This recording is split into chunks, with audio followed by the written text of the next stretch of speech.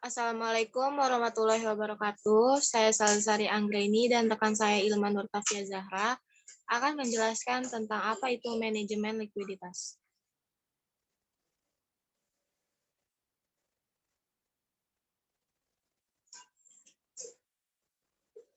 Yang pertama ada pendahuluan. Manajemen likuiditas merupakan bagian dari kerangka manajemen risiko industri keuangan yang lebih besar, yang berhubungan dengan seluruh lembaga keuangan, baik konvensional maupun syariah. Kegagalan dalam manajemen risiko memiliki konsekuensi yang mengerikan, termasuk kolapsnya bank dan pada gilirannya menyebabkan ketidakstabilan sistem keuangan. Selanjutnya ada definisi dan konsep manajemen likuiditas. Menurut teori intermediasi keuangan, dua alasan yang paling penting terhadap keberadaan lembaga keuangan, khususnya bank, adalah penyediaan likuiditas dan jasa keuangan. Mengenai penyediaan likuiditas, bank menerima dana dari deposan dan menyalurkan ke sektor real. Dan pada saat yang sama, menyediakan likuiditas untuk setiap penarikan dana simpanan. Yang kedua itu ada pengertian likuiditas dalam dunia perbankan, yaitu lebih kompleks dibandingkan dengan dunia bisnis secara umum. Dari sudut aktiva, likuiditas adalah kemampuan untuk mengubah seluruh aset menjadi kas atau tunai. Sedangkan dari sudut pasifa, likuiditas adalah kemampuan bank memenuhi kebutuhan dana melalui peningkatan portofolio liabilitas.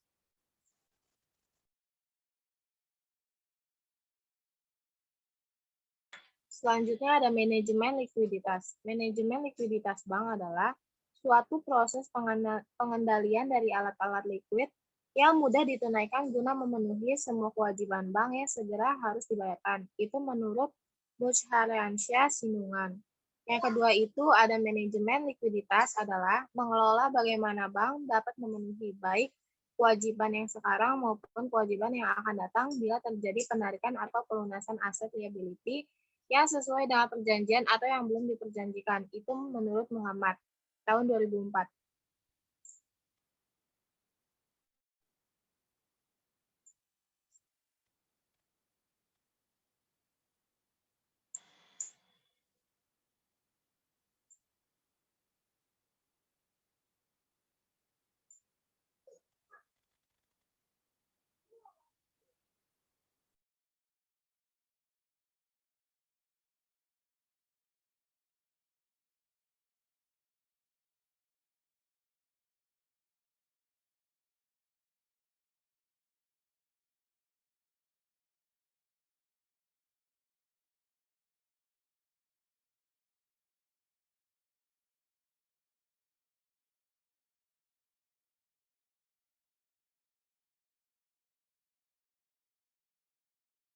Selanjutnya ada manajemen likuiditas di bank syariah.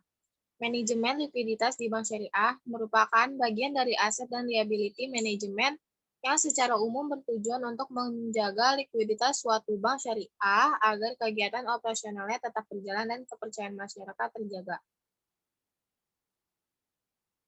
Selanjutnya akan dibacakan oleh rekan saya, yaitu Ilma.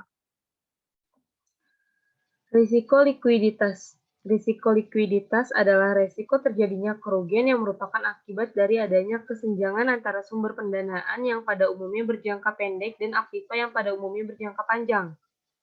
Prof. Dr. Haji Faizal Rifai, MBA, DKK, dalam bukunya Bank and Financial Institution, Manajemen Konvensional and Syariah System, mengkategorikan risiko likuiditas sebagai berikut. Yang pertama, risiko likuiditas pasar, yaitu risiko yang timbul karena bank tidak mampu melakukan offsetting posisi tertentu dengan harga pasar karena kondisi likuiditas pasar yang tidak memadai atau terjadi gangguan di pasar market disruption.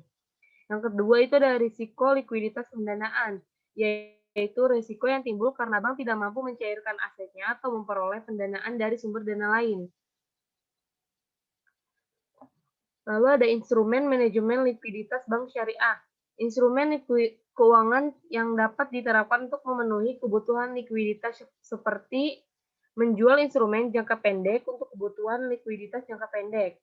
menjual instrumen jangka panjang untuk kebutuhan likuiditas jangka pendek dan meminjam dana jangka pendek berkenaan. Dengan opsi pertama, ada beberapa alternatif seperti sertifikat deposito (NCD), pembelian kembali sertifikat deposito atau CD, bank acceptance atau BA, treasury bills atau T-bills, lalu ada sertifikat bank sentral dan penempatan antar bank. Sekian dari kelompok kami, kurang lebihnya mohon maaf. Wassalamualaikum warahmatullahi wabarakatuh. Waalaikumsalam.